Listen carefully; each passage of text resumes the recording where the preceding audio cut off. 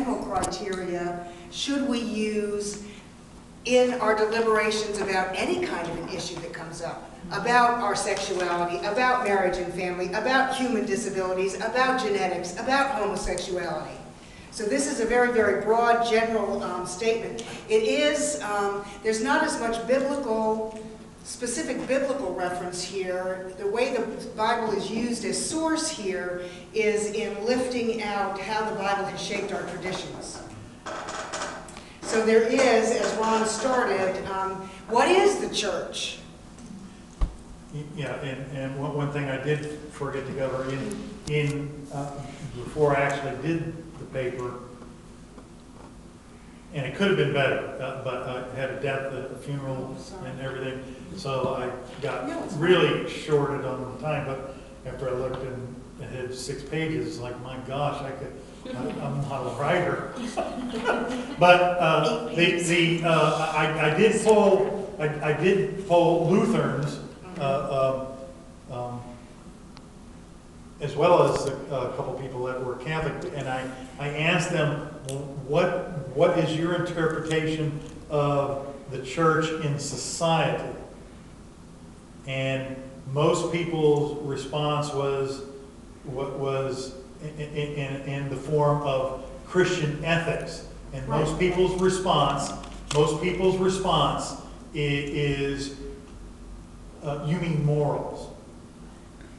And I did cover some of that in my paper. I may have not pulled that out of there, but I referenced that several times on how that is the interpretation of the average person, and that was part of my thinking in writing a simple paper of what it might be interpreted in the eyes of somebody that's hasn't gone to any of these classes or is not willing to take the time to read all those type of things. Okay, that's, a lot of people aren't ever going to read this. You're absolutely right. So basically the social statement says that the church is gathered by the Spirit, and the church's main purpose is to witness to Christ in the world. Okay? Through word, proclamation, and deed, based on Christ's own life and his incarnation. And you had a lot in your paper as well about Christ was incarnate. He was in the flesh. Therefore, we have to pay attention to that. It's not like we're just, all we have to do is be spiritual. We have to attend, right? What do you think might be some of the main traditional and biblical foci for the Lutheran Church in terms of dealing with the whole caring for? I'm not asking that right. Yeah, I'm lost. Yeah.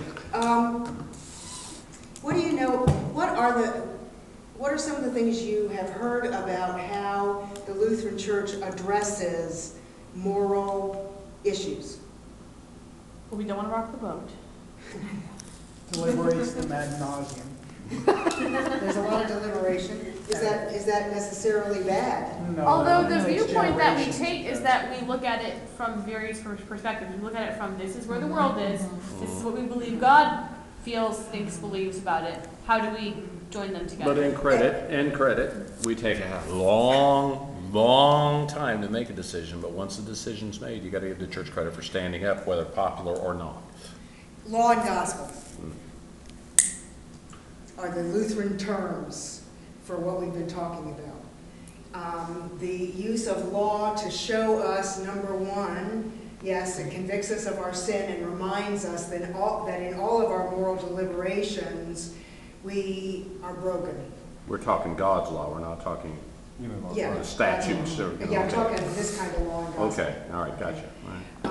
I must have missed But that also God's law points us to God's purposes. And in that sense can guide us. So the term I was looking for is justice.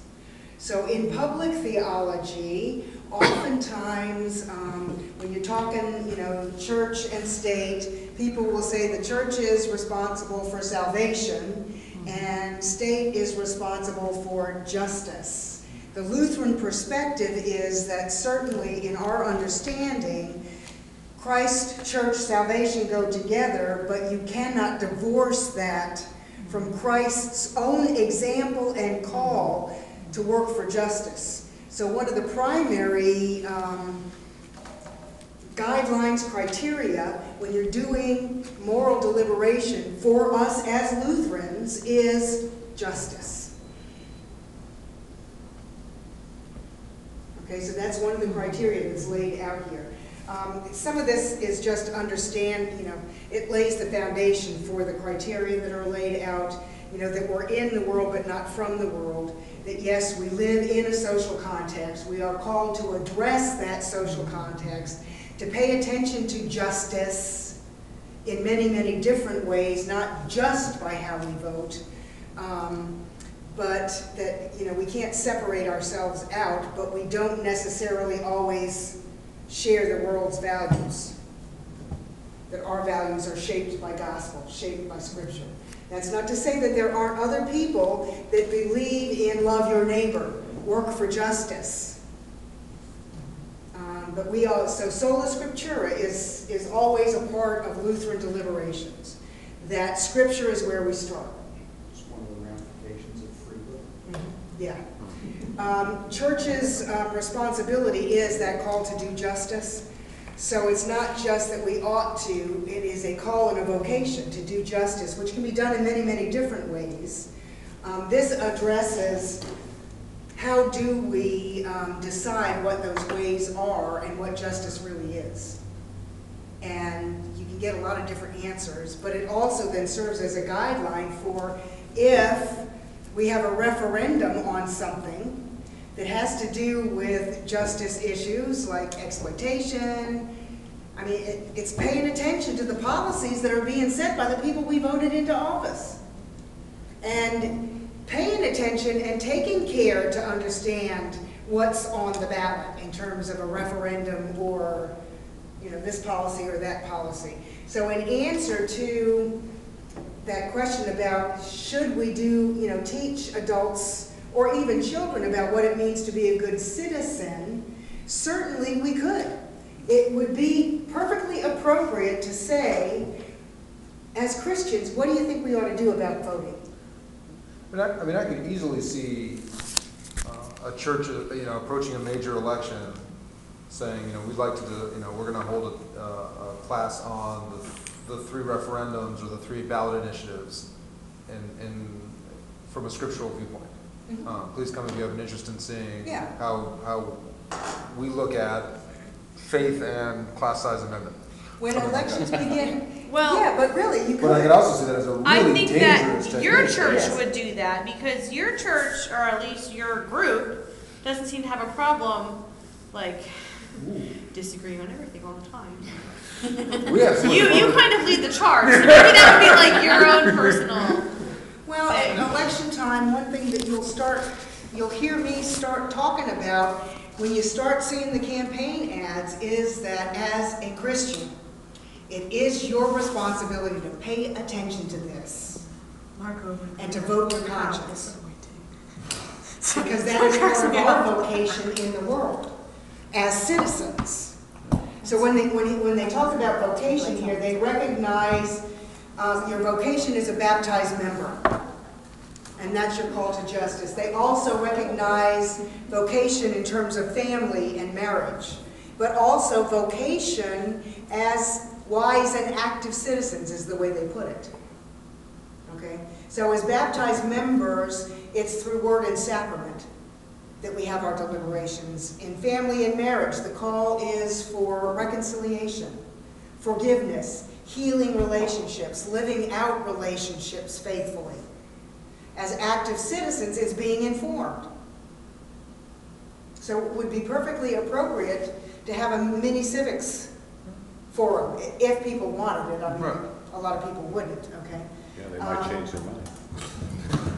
But it also says that voting isn't the only way that we participate in society. It's through our active participation in a lot of different things. When you go down to the soup kitchen,